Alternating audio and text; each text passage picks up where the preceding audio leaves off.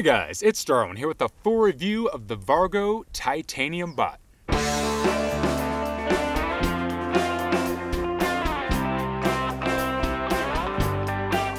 Alright, so before we get into the review, let me give you a little disclosure. Vargo did give me for free a BOT 700 and a BOT 900. However, it wasn't in trade for a review. I am not sponsored by Vargo. I am under no contractual agreement to do a review, say good things, say bad things. I was given them as a gift, and I just thought that you guys might want to know my thoughts on them. If you have any other questions about how I do reviews, there is a disclosure in the description box below. It should iron out all the specifics of how I do reviews and how I receive gear. Now that we're done with all that mumbo jumbo, let's get into the reason you're watching this video and talk about the Vargo Titanium Bot. Now, I'm sure as some of you might know, I am a big fan of cold soaking, but I also like cooking sometimes on the trail. Now, for my through hike of the PCT, my original plan was to use my Snow Peak 700 titanium mug that I've had for years whenever I got to the Sierras, but I wanted to cold soak for the first 700 miles of the desert. So I was going to carry my Talenti cold soaking jar up until Kennedy Meadows, and I was going to send that home and pick up my titanium cook pot and stove.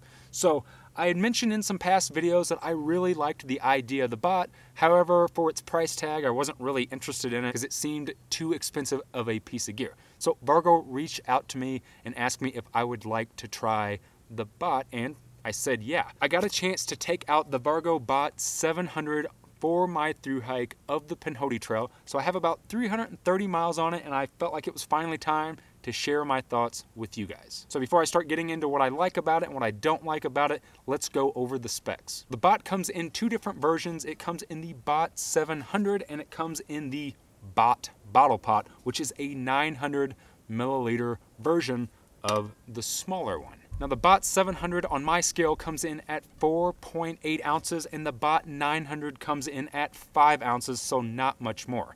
The biggest difference between them aside from size is the BOT Bottle Pot has no handles, so it's mainly like a bottle, to where the BOT 700 does have handles like a traditional mug. Now both versions of the bot do have a screw top lid that essentially turns it into a cold soaking container. So aside from the lid, it is your basic titanium cook pot. And then the lid actually has a couple different features. It has a thread on it, so it allows you to screw that closed to cold soak your food or hot soak your food. And it has a rubber seal that makes that closure. And then the top actually has a beveled edge that allows it to be flipped over and used as a lid when you are cooking in the pot. Both the BOT 700 and 900 have measurement markings on the side to let you know how much water and how much food you're putting in. And, well, there's not really much else to say in specs.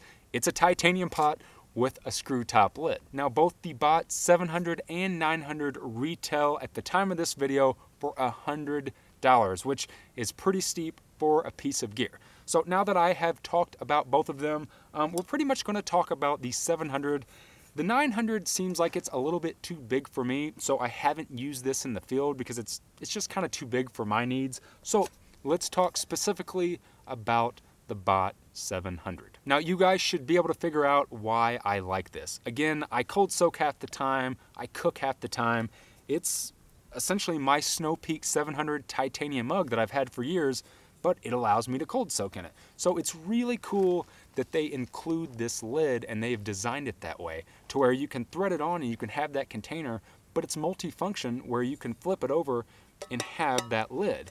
Now with my Snow Peak 700 for years, because I didn't want to carry a lid, I didn't want the extra weight, I just used a piece of aluminum foil to put that on the top of my pot so I could let my water boil a little bit faster. So if I'm already carrying the lid to cold soak, it's cool that it does double as a lid to cook with. I like its overall size, so it is 700, but what I found out is they went a little wider than taller with their 700 milliliters. My old Snow Peak mug was a little bit taller, but it didn't give me as much girth to be able to fit things in like a block of ramen or mashed potatoes. So the overall size of the 700 BOT is great. So those are the things that I really dig about it. Let's talk about the things that are kind of a nuisance and things that I think that Vargo could change. Number one is the price tag.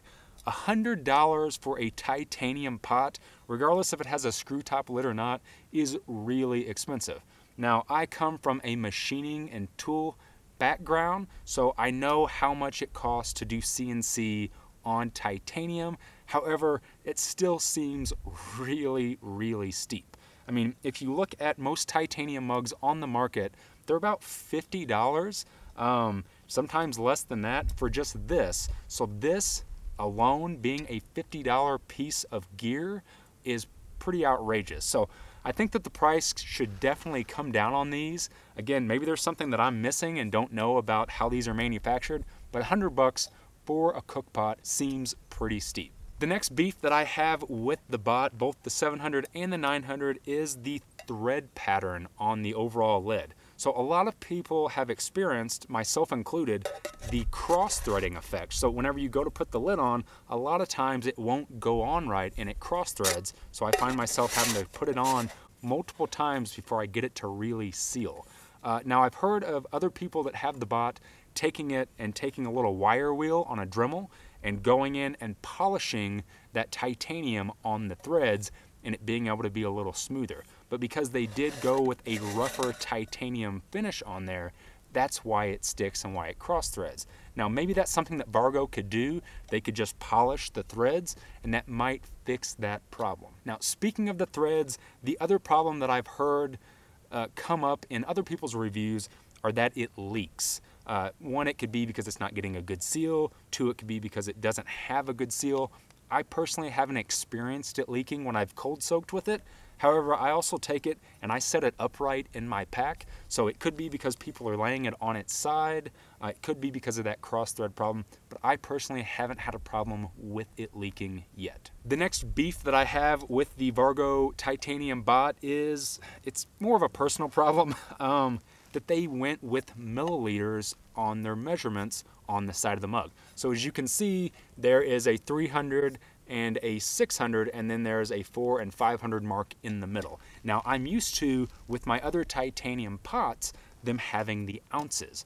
Now everything that I cook, everything is always in ounces. You need 8 ounces of water, you need 16 ounces of water. So whenever I go to put my water in my pot, it takes a little bit more time for me to convert from ounces to milliliters. Now that could be because I live in the US and that's how a lot of our stuff is measured. Now I'm sure if you're in another country and you're used to doing milliliters, that is awesome. But that's just a little personal pet peeve of mine. Again, that could just be because of where I live, but I wish that they would have done ounces on the side of the pot instead of milliliters. And then my last beef with the Vargo bot is probably everyone's beef with it, and Vargo even knows about the problem, and that is the fact that it pressure seals. So one thing that I noticed when I was out on the Pinhoti and any other time that I've used it is if you have food in here and you shut your lid and you're changing up and down in elevations, it gets a vacuum seal effect that happens with the bot and you can't get the lid off. So I've had my lid get stuck multiple times whenever I've used it in the field, and I've essentially had to take the side of my spork, stick it in between the little gap, and pry it loose to undo that pressure. Now, I don't know how Vargo would go about fixing that because it's not like they can drill a hole in it, because then that defeats the whole purpose of it being sealed to be able to cold soak in. So maybe doing the thread polish would help with that. Maybe it's the gasket that they're using a different gasket might help that. But it is a very well-known problem, and Vargo does warn people that if you are using it at higher elevation, to expect it to pressure seal. Just a known problem. All of that being said, with the little pet peeves that I have with the pressure seal, the threads, even with the price, for me, I really dig the Vargo BOT 700 because I'm one of those hikers that likes to cook half the time and I like to cold soak half the time. And instead of me using 2 different containers, I can use this one container. So yes, it is expensive. Now, after using it for 330 miles, would I buy it for $100? Yeah, I think I would buy it for $100 just because it takes 2 pieces of gear of mine and it turns it into 1 piece of gear, and I'm a big fan of multi-function gear. If I can simplify things on the trail, I'm gonna do it every single time. So for me, it's worth $100. Now, if you're one of those hikers that only cooks and you never cold soak ever, this is overkill. I would personally suggest getting a Snow Peak titanium mug or a Toaks titanium, or even Vargo makes some regular pots. I would suggest getting that, because if you're never going to use this lid, you're talking about extra weight, you're talking about $50 more of material, so just get a regular pot. And if you're one of those hikers that just cold soaks all the time and you never plan on cooking, this is definitely overkill.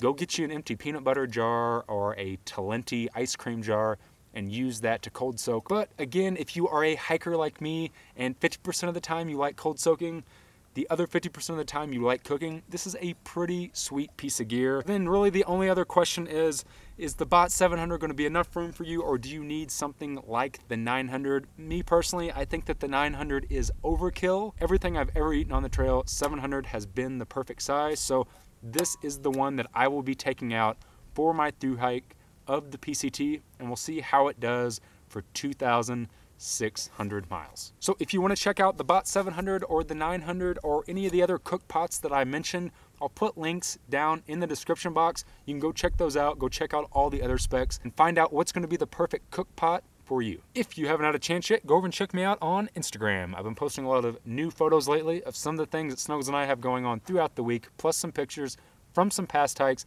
Plus, I'll be trying to post a picture a day from the PCT starting on April the 3rd. If you found any value in this video, go ahead and hit that like button. Subscribe to my channel if you haven't already. As always, guys, thanks for watching.